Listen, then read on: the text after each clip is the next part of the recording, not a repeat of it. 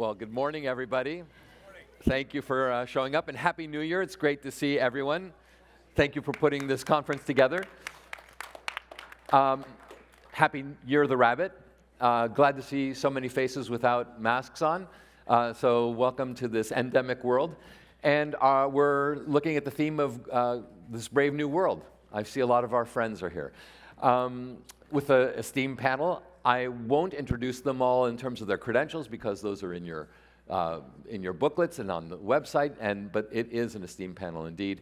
And I'm going to start with the question that actually my colleague to the right, Bret Stephens, raised in today's column in the New York Times, which is dealing with the global tide of democratic retreat. And what Bret asks is the question of whether or not Biden will be known for being able to stem that tide.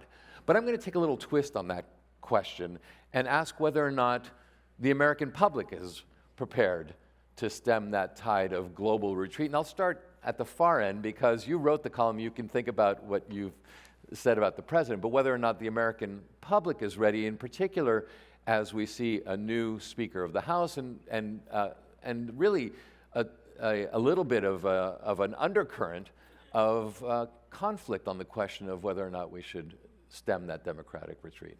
Well, thank you very much, first of all, and thank you to everyone for coming out this morning. Delighted to be here. You know, I have to say, obviously, this is a moment when we're looking at almost exactly 1 year to the day since Russia invaded Ukraine in last February. And, you know, you can look at that, and I think there's a justification in looking at that as something unexpected which actually happened, which is that rather than dividing the Western world, the NATO allies, and the United States, there has been a coming together. There has been a resolve. There has been a sense of enormous commitment. Some of the things that the United States and its partners have done to support Ukraine were literally unthinkable a year ago. Some of them were unthinkable 6 months ago. Some of them were unthinkable 3 months ago.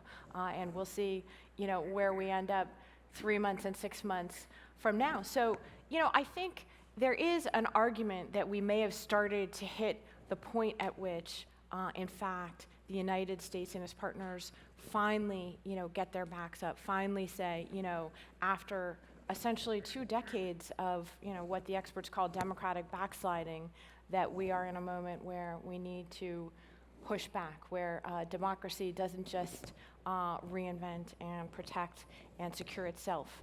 However, and of course there's always a however, I would say that you're absolutely right to spotlight American politics. I have been firmly convinced, you know, really for at least the last 6 or 7 years, that the biggest crisis in international politics is the crisis in Washington and in American politics. And I think that that still holds true. If you want to talk about foreign policy, you have to talk about Washington and American politics, and a real sense that there is fractures and fissures and divisions that don't make us in a position right now to be talking about ourselves as guardians of global democracy. We'll see what happens in the upcoming Republican presidential race, what happens with the new Republican House. I'm sure my colleagues have thoughts on that, but I would say for now, put a bright red warning light, on that and check back to that space.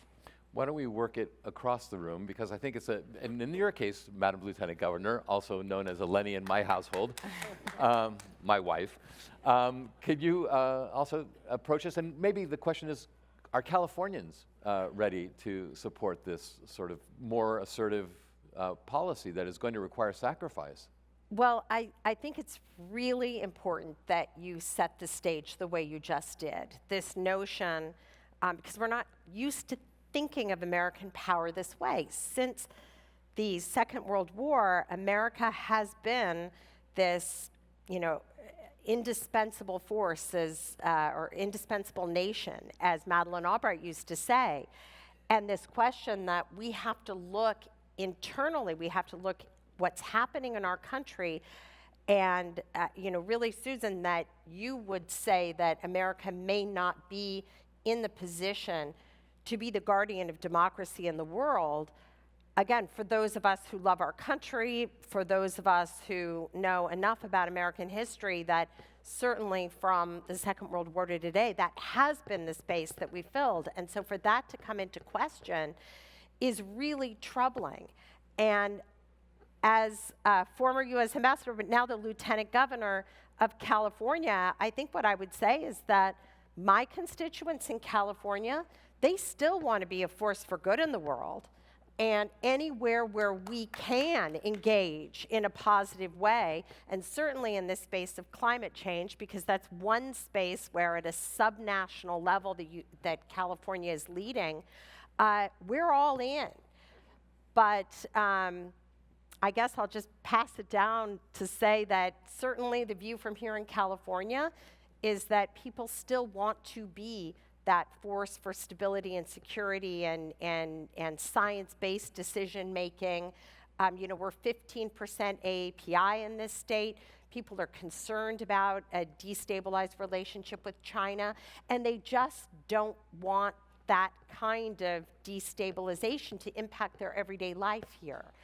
But in terms of what this means for the leadership in Washington, I think that Californians tend to be sort of cheerleaders of just, can we figure it out? Because people demand leadership that will ultimately result in the future, and in this brave new world, a future that will be better. Ben Rhodes? Well, it's great to be in a library, by the way. I've taken my daughters to libraries for the first time recently, and they still can't quite figure out the wonder that they can walk out of a building with books. So, as someone who was in the White House in both kind of a foreign policy and a political role, and then has kind of been engaging in these questions the last few years, I think it's important to kind of separate out some of these questions that you mentioned. Because there's the question of whether the United States will play a role in supporting efforts to push back against democratic backsliding. And then I think there's really a question of, would the American people support the United States being directly involved in military conflicts on behalf of pushing back against democratic backsliding? During the Obama years, you could very much sense the mood among the American public was one of, we've just been through a period of overextension in Iraq and Afghanistan and Libya under Obama. And we just don't want to keep doing this. We don't want to keep sending our young men and women on tour after tour. We don't want to keep spending money in these places. This is not working out the way we were told it was going to work out. We have problems at home. I think what you saw there is a kind of natural, cyclical desire to kind of focus on things at home. And politically, that manifested itself in both parties, right? Because in the Democratic Party, there's always been a strain of, let's focus on, making life better here in the United States. Let's not be the world's policeman. The main international challenge of our lifetime is climate change. It's not fighting wars in the Middle East. But then Donald Trump, I think, spoke to a vein of kind of grievance against the United States being in wars overseas. And he tied it to kind of a broader criticism of all of us who are here, basically of the kind of the mindset that the United States plays a role, whether he called it a deep state or whatever he called it. He spoke to a segment of the Republican base that is kind of fed up with the United States doing those things, which brings us to today. And really, I think when you look at what the Biden administration is doing, the needle they're threading, what is interesting about Ukraine is they are hyper aware, and most of these people were in the Obama administration when I was there, they're hyper aware of the tightrope they're walking. They're doing extraordinary things, unprecedented things in many ways, to support Ukraine, rightly. They are also saying, whenever they can, that we don't want a war with Russia, that this is not going to be World War III, by the way, to the annoyance, I think, of the Ukrainians sometimes, that there's constantly a ceiling being put on the support that we provide or our willingness to get directly involved in a military conflict. So you sense that they are aware of a kind of fragile line that they have to walk with public opinion. And even on just the support we're providing to Ukraine, you now have Kevin McCarthy saying, this is not a blank check. You have Marjorie Taylor Greene saying, instead of sending money to Ukraine, let's send it to the border. It's easy to kind of, make fun of that when it's Marjorie Taylor Greene, but it's actually not an ineffective message in a lot of the country. And so we are in a period, and I agree with Bret, that the flashpoints that are out there are very clear right now. There's Ukraine, which is the fault line between the democratic Europe and Putin's Russia. There's Taiwan, which is the flashpoint between China and the US allies and the US in the Pacific region. And there's Iran, which is the flashpoint in the Middle East. I think the challenge is, I do think Americans generally will support pretty muscular policies to provide arms to Taiwan, sanctions is a tool that people reach for, I think, too much because it's a non-military tool that you can use to punish people, to arm the Ukrainians. I think whoever the American president is going to have a hard time, though, if they reach a decision point in actually engaging the United States in those conflicts. And as someone who's just in Taiwan and met with the leadership there, what's hard for them is they're thinking, we're an island. Chinese could blockade us very quickly. We can't resupply like the Ukrainians can. There's no land border like there is between Poland and Ukraine. What are you guys going to do? The foreign policy practitioner in me thinks that the US Navy should break that blockade. The person who's attuned to American politics thinks, how is an American president going to convince the American people to go to war for an island that, let's face it, what percentage of Americans do you think could find Taiwan on the map? And so I think that is just the central dilemma here, is that if the United States is going to play a more robust role, leaders are going to have to move public opinion. Or they're going to have to be clear about what they're not going to do, as Biden's been in Ukraine. They're going to have to know, because you don't want to lead the Taiwanese to believe, hey, the worst thing that can happen is we make them believe, yeah, of course we'll come to your defense. This is an existential struggle to democracy, and the Taiwanese are in this fight, and they're being provocative to the Chinese, and then a conflict breaks out, and whoever the American president is like, I can't sell that.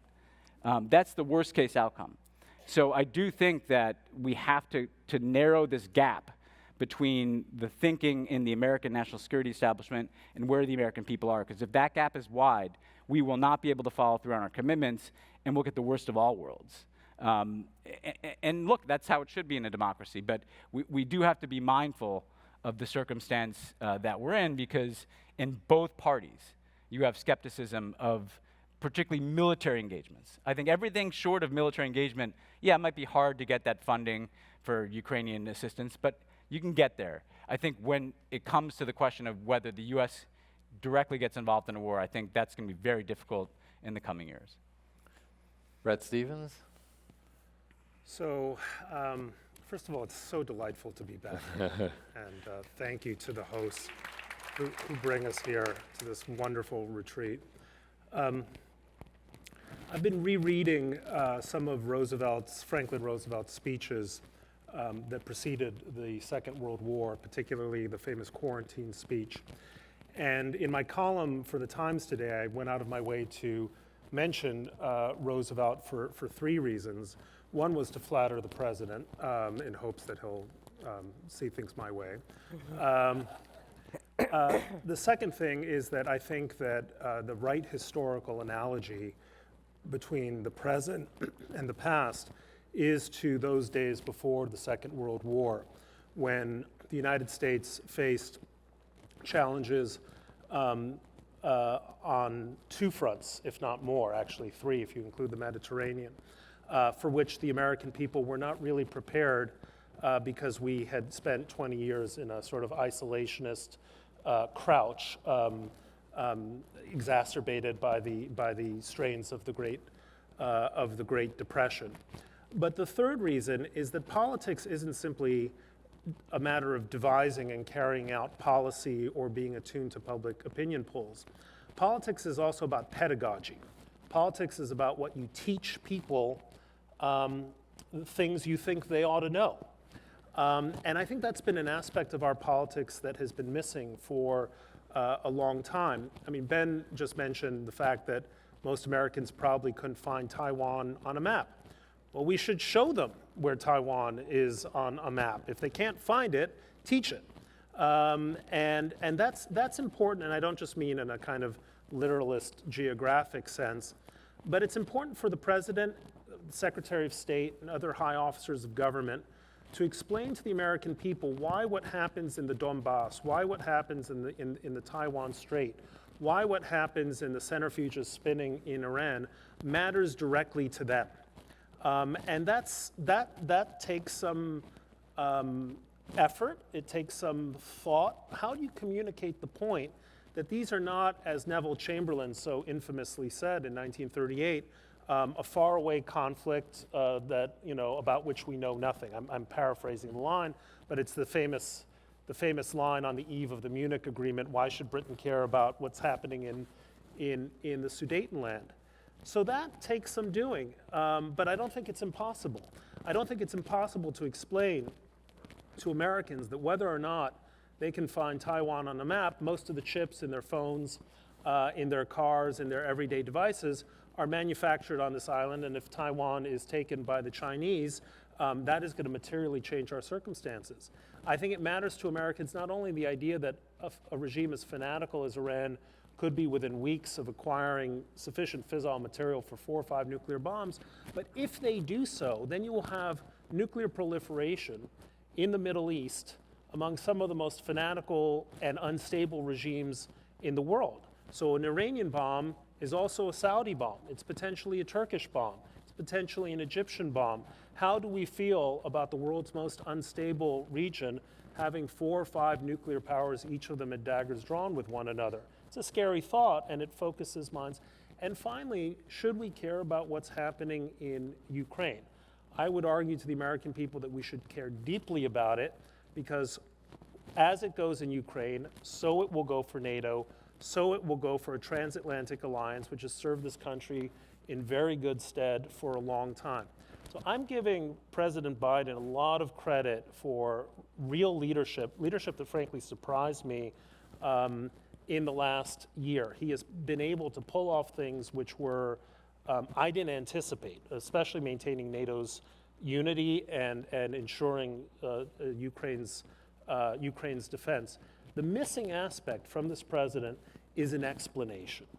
And I think the president ought to be delivering a series of keynote speeches around the country to different kinds of audience saying why this matters to them, because it is not 2023, it's 1940. So Americans need to think in those terms of historical reference and realize that we're facing a very large and consequential moment, not just in our history, but in global history as well. So, yes, Eleni. Can we build on this? Because as you were talking, Bret, as an elected official in a state of 39 million people, you cannot ask people to care about these things when they see their elected officials in Washington not caring enough about them to be able to get along in even the most basic ways. You just can't. They're fighting over the debt ceiling limit, something that definitely has an impact on people's day-to-day lives. If it were so important, these things that you just mentioned, Iran and Ukraine and Taiwan, et cetera, then how come they can't come together in Washington to work together to solve some of these basic things? If it's not important enough to them, why should it be important enough to us? What's striking, I think, though, is the extent, first of all, you have had this as perhaps one of the most bipartisan areas that you've seen, not just in the 2 years of the Biden presidency, but in the 4 very unbipartisan years that preceded it. And you certainly have a very strong consensus in both the House and the Senate in favor of supporting Ukraine. And that is a coalition that I think Bret is right to flag as being somewhat surprising, both the domestic political support for Ukraine that has been generated in the last year, and then the international unity between NATO and the United States. You've seen not the predictable squabbling emerging. You have seen a remarkable coming together. However, I totally agree with you, and I think it just needs to be said again and again. The disruption that the United States presents to the world is being a global superpower that nobody's sure what it's going to do.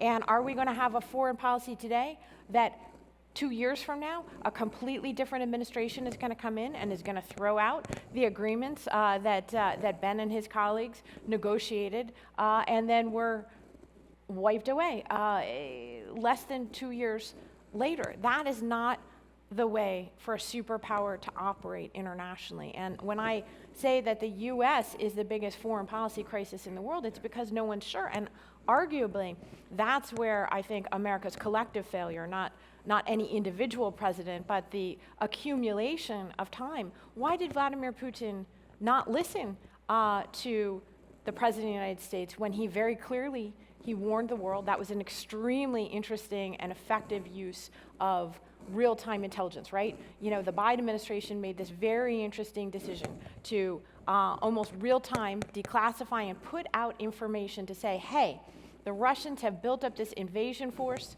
on the border of Ukraine. This is what they're there to do. We're going to call, BS on that. We're going to, alert the world to this scenario. If you do this, there will be enormous sanctions. There will be other consequences. They tried to outline it.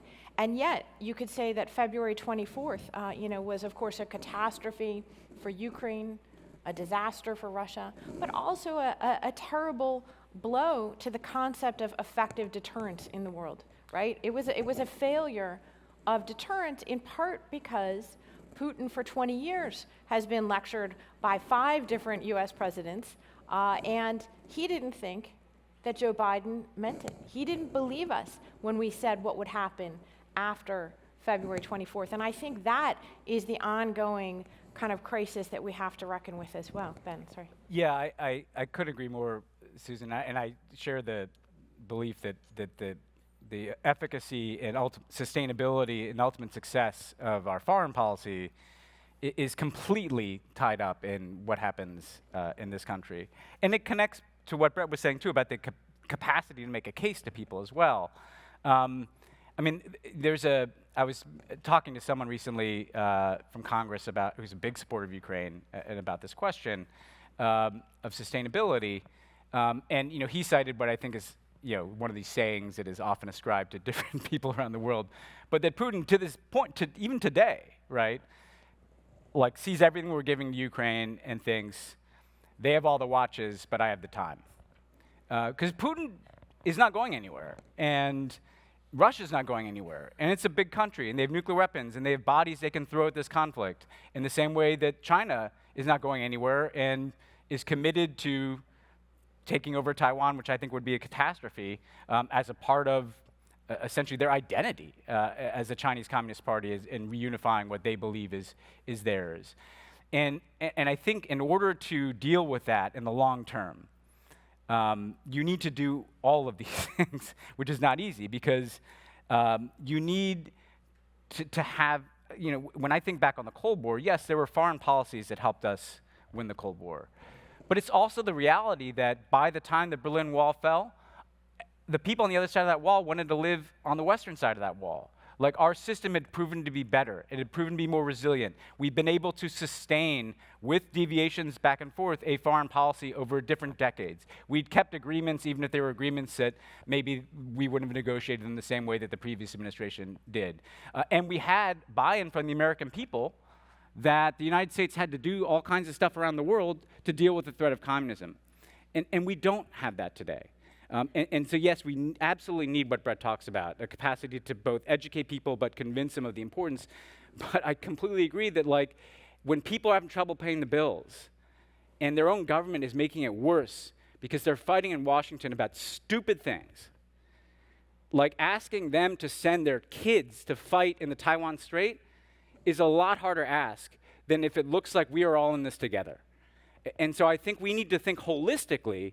If we really want to do these things, which I deeply believe we should be doing in terms of standing up for democracy, we need to set an example, because the first thing that people who are fighting on the front lines of democracy will tell you is that what America needs to be is also that example. There's not an example from China. There's not an example from Russia. There's certainly not an example from Iran. But we're not setting an example of what democracy should look like, what a multiracial democracy should look like, how diversity can be a strength. When we do that, our credibility is replenished just as much as our credibility is replenished by sending Abrams tanks to Ukraine. But, you know, if we wait to set the perfect example for the rest of the world, there'll be Russian tanks in Paris. Look, America... No, there won't. I mean, in Paris? It was a figure of speech. I know, but... We're going to wait forever. We'll have to wait forever because America is never going to be a perfect democracy. The fact of the matter is we were able to stand up for freedom in Berlin in 1948, or again in 1962, or again when Reagan went there in 1987, even as we were dealing with crises, domestic crises and disgraces like Jim Crow, the legacy of racial oppression, other forms of oppression. And in fact, it was our commitments to freedom abroad which wound up sharpening and forcing us to face the defects of freedom at home. In fact, the Soviet Union was very cannily able to use the fact of American oppression, particularly in the South, to try to shame us. And it was that very fact that forced people like Kennedy, Eisenhower, LBJ to right the American ship. We can't, I mean, I'm saying this in Rancho Mirage, so I have to be very careful here, but we can't be a Jerry Ford country. We have to walk and chew gum at the same time. We have to be able to stand up for freedom. And by the way, in doing so, we remind ourselves of what we're really about. We remind the rest of the world what we're really about. I assure you the people in Kyiv are in no doubt about what the United States stands for every time a new tranche of Bradleys and M1s and Strykers and Patriots and HIMARS comes their way. We are showing what freedom is and what it needs to be at home by proving it abroad. So a powerful pro-democracy, pro-human rights, anti-totalitarian foreign policy can do that very work that Ben describes of helping sort ourselves out at home. And I think Susan made this point wonderfully.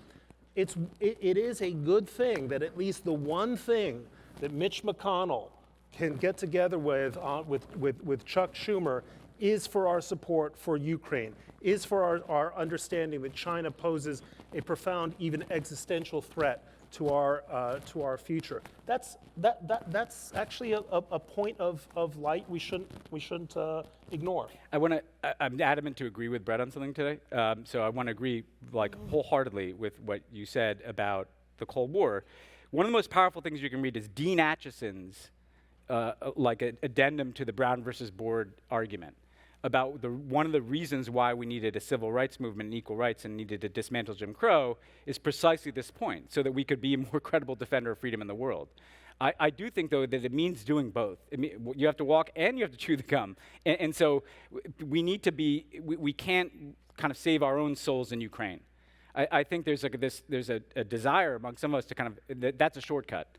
You know, we can redeem ourselves by what we're doing in Ukraine. And that's what I worry about. We have to do the work in the wiring of democracy here at the same time that we're doing these things overseas. And let me just say again, I love your vision, and you know, the can-do spirit is very much a part of the culture that I come out of as the kid of an immigrant. But the place where I truly believe we have got to put some energy is in fixing this piece.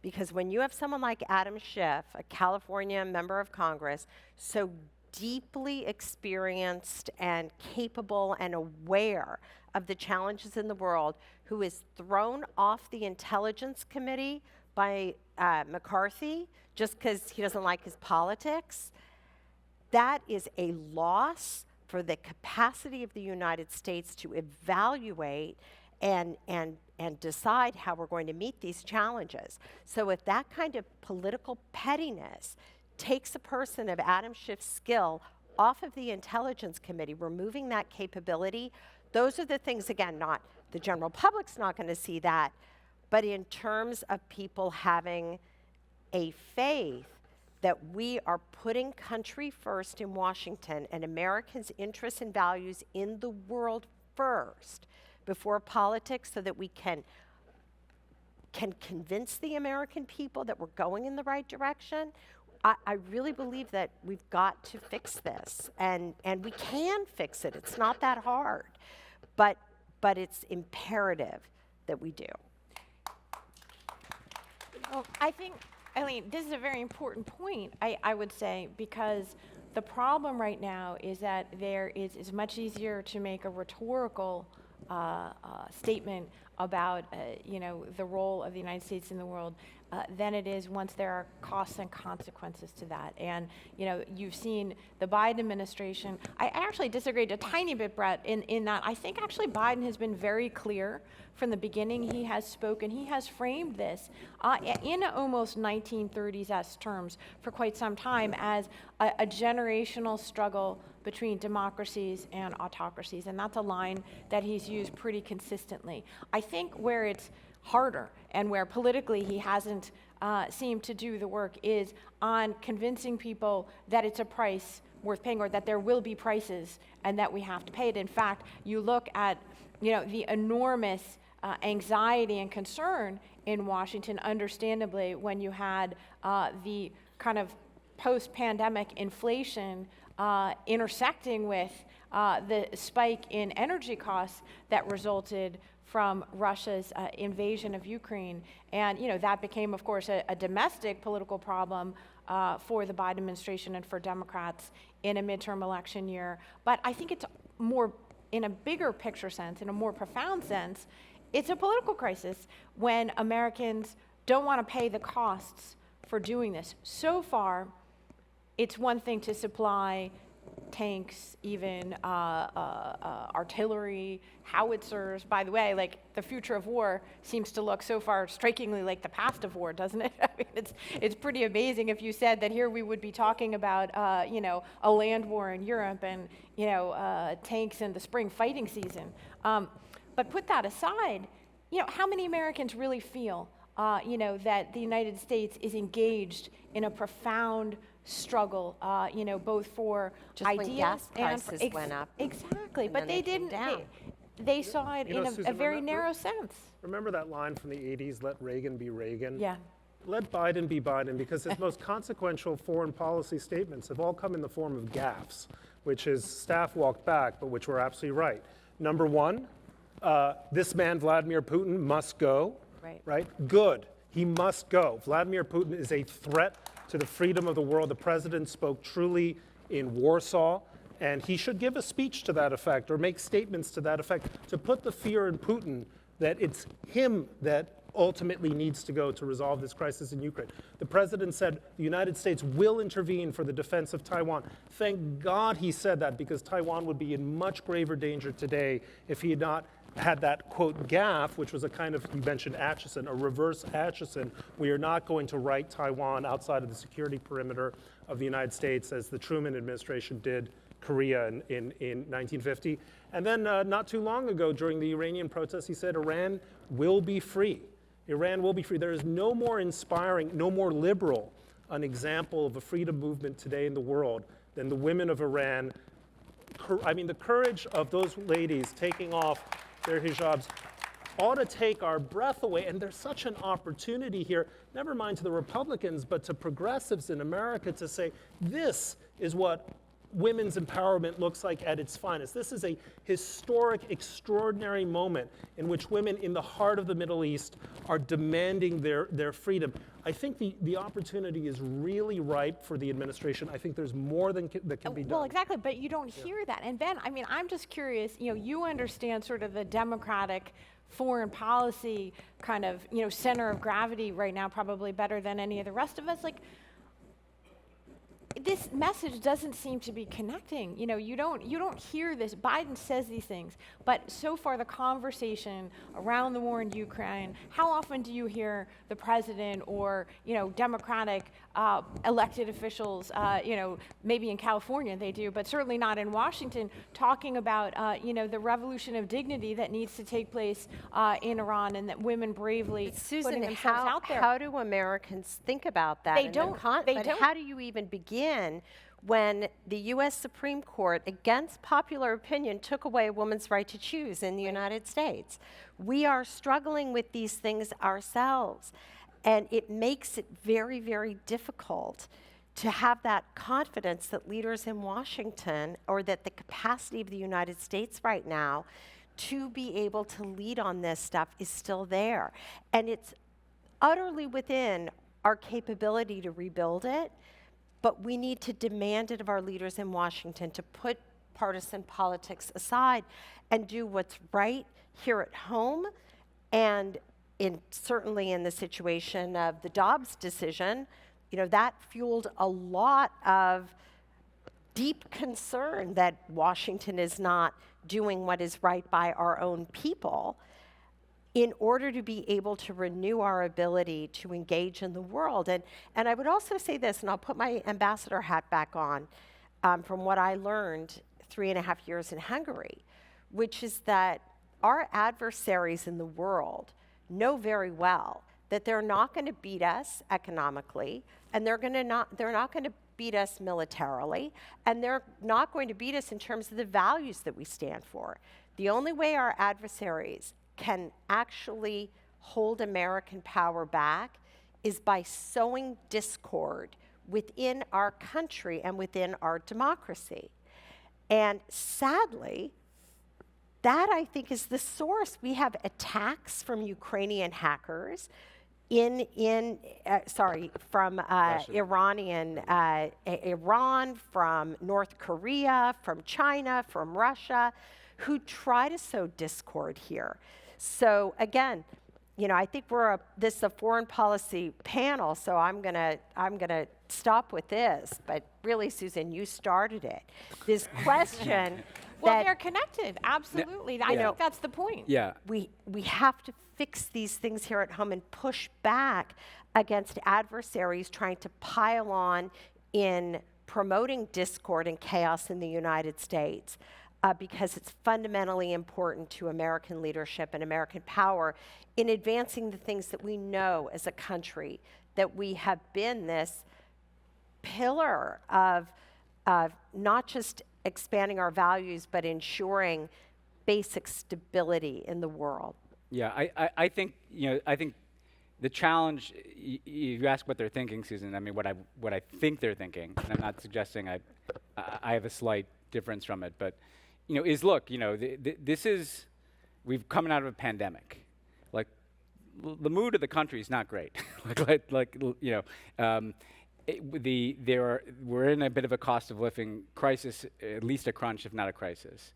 The Democratic voters, they're worried about abortion rights being taken away. They're worried about climate change. A segment of the Republican voters are unreachable. Yes, Mitch McConnell signed on to Ukraine assistance, but at the same time, and I'm not naive about politics. I've had enough van marks on my back to know that politics is a blood sport. He went out the next day and blamed Joe Biden for the gas prices, knowing full well that the very sanctions that he supported helped contribute to those gas prices. There's not there's been alignment on assistance packages. There hasn't necessarily been alignment on making a case to the American people, as Wendell Willkie did, right, with Roosevelt, that this is something that we all need to care about, right? I think that the challenge that they faced is unifying their story domestically and internationally. Mm-hmm. Because when I look at this is all connected. I mean, even what you're describing, right? As a father of kids who worries about what social media might do to my daughters, I'm worried about what's happening in this country. I'm also worried about what the Chinese government's doing with the algorithm they control on TikTok, right? Climate change is going to be dealt with, of course, by the money that's in the Inflation Reduction Act, but it's also going to have to be dealt with by getting other countries to do more to protect climate change. Democracy in this country, yes, depends on the things that Biden spoke about in that speech that got a lot of attention because of the backdrop, but the substance of the speech was about the democratic backsliding and kind of extremism we see in this country. But that's literally only 50% of the story, because the trend that is kind of infected our body politic and our democracy is the same thing that Vladimir Putin represents, that Viktor Orban is at the vanguard of in Hungary, and I could list, unfortunately, 10 countries. We've seen it in Brazil, we've seen it in the Philippines, we've seen it we see it in India now, we see it all over the place. We see it among our friends and our adversaries. And I think what they need to do, and it's not easy, is unify the story that they're telling about what's happening in this country and what their agenda is here with what they're trying to do around the world. And I think they have a real opportunity to do that over the next couple of years, precisely because they're not going to be passing a lot of legislation. Your first 2 years, you're racing the clock. Like, you have to get your entire legislative agenda done while you have majorities in Congress, because once you lose one of those houses, nothing's really getting through except funding the government, and even that's not easy, right? And so now I think they have 2 years to tell a story about what they're doing, and about why it matters, and about why what's happening in the world is connected to what's happening at home. You can't solve things like inflation or things like climate change if you're not dealing with the war in Ukraine, right? The cost of food is connected to it. This is not an easy thing to do. I mean, as someone who used to be responsible for writing speeches, it's not easy to go out and tell people that are concerned about the cost of healthcare and how much it costs to fill up their tank of gas, to go tell them about Ukraine. Like that, we have to be respectful that that's a hard sell, right? But I think the way you can make that sell is connecting the stuff around the world to the things that people care about in their lives. And that's a big task for the administration. So that hard sell, that need for pedagogy, that attempt to create holistic understanding, the ability to connect domestic discord and political partisanship within the nation, and the need for Washington to actually get its act together. In the past, whether it was World War II or the most recent example of World War II, required a crisis, an international crisis. It didn't just evolve. We had our own, many of these very same problems, maybe not the communications problems that we currently have with the fragmentation of communications, but we had many of the same problems domestically, and it took a Pearl Harbor to, in fact, allow the nation and allow the president to come up with that pedagogy, that holistic understanding, and that domestic accord and alignment for policy to confront a foreign adversary. Is that what we need, and what Ben is suggesting is that there's really not the communication tools available, even if he does have a 2-year runway, to really get there. Do you think that's the case? God forbid it should require a Pearl Harbor. God forbid it should be a sunken American aircraft carrier somewhere in the vicinity of the Taiwan Strait. Look, when you study the history of World War II, you realize that this idea we have that World War II began on the 1st of September 1939, thanks to W.H. Auden's wonderful poem, is false. World War II didn't really begin. It accumulated. It was a series of events. It was Japan's invasion of Manchuria. It was Italy's invasion of Abyssinia. It was the Sudeten crisis. It was the Anschluss with Austria, the invasion of Poland. The Pearl Harbor was just a chapter in that succession of crises. And I think the real challenge for the American public today is, can we meet the moment before the moment of supreme crisis arrives? I'm not sure, it's not automatically obvious to me that we can, for many of the reasons that I think Ben so effectively elaborated. But what can an administration do now? What can public intellectuals do now?